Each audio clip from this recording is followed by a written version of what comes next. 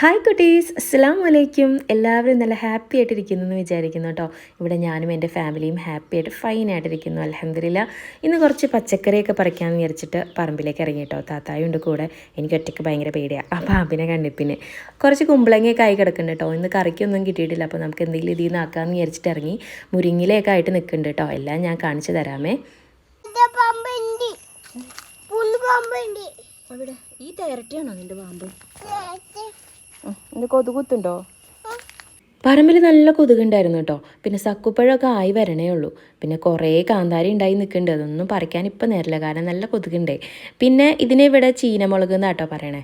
ഇത് നമ്മുടെ ഫ്രണ്ടിൽ നിൽക്കുന്ന ഒരു പേരയാണ്. ആൾ ഇത്രയേ ഉള്ളൂ, പക്ഷേ ഒരു പേരൊക്കെ ഉണ്ടായിട്ടുണ്ട് കേട്ടോ. അതിനകത്ത് എനിക്ക് ഭയങ്കര സന്തോഷമായി. അപ്പോൾ പിന്നെ നമുക്ക് ഇത് പാഷൻ ഫ്രൂട്ടാണ്. ഇത് എവിടെയും പടർത്തിയിട്ടൊന്നുമില്ല, ഇങ്ങനെ ഫ്രണ്ടിൽ ചുമ്മാ ഇട്ടേക്കുവാണ്.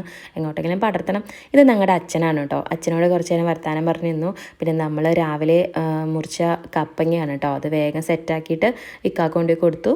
പിന്നെ ഞാൻ ബ്രേക്ക്ഫാസ്റ്റ് കഴിച്ചിട്ടുണ്ടായിരുന്നില്ല, പിന്നെ വേഗം പോയിട്ട് ബ്രേക്ക്ഫാസ്റ്റൊക്കെ കഴിച്ചു കേട്ടോ. പിന്നെ നമ്മൾ രാവിലെ പൊട്ടിച്ച ഒരു കുടപ്പനാണ്.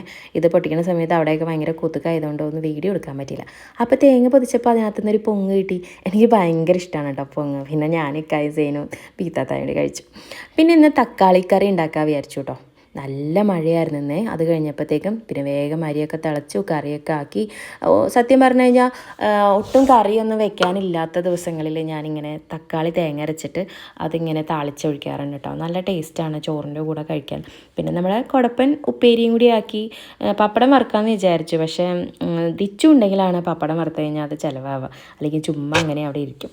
അപ്പോൾ ഞങ്ങൾ ഉപ്പേരിയും എല്ലാം സെറ്റാക്കി വെച്ചിട്ട് വേഗം പോയി നിസ്കാരവും കുളിയൊക്കെ കഴിഞ്ഞ് വന്ന് ഞങ്ങൾ രണ്ടുപേരും ഭക്ഷണം കഴിക്കാനിരുന്നു കേട്ടോ. സേനും ബനാനയൊക്കെ കഴിച്ചുകൊണ്ട് അവന് വേണ്ട പറഞ്ഞു.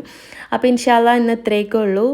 നമുക്ക് നാളത്തെ വീഡിയോയിൽ ഇൻഷാ അല്ലാഹ് ബാക്കിയുള്ള കാര്യങ്ങളെല്ലാം ഇൻക്ലൂഡ് ചെയ്ത് കാണാം. അസ്സലാമു അലൈക്കും.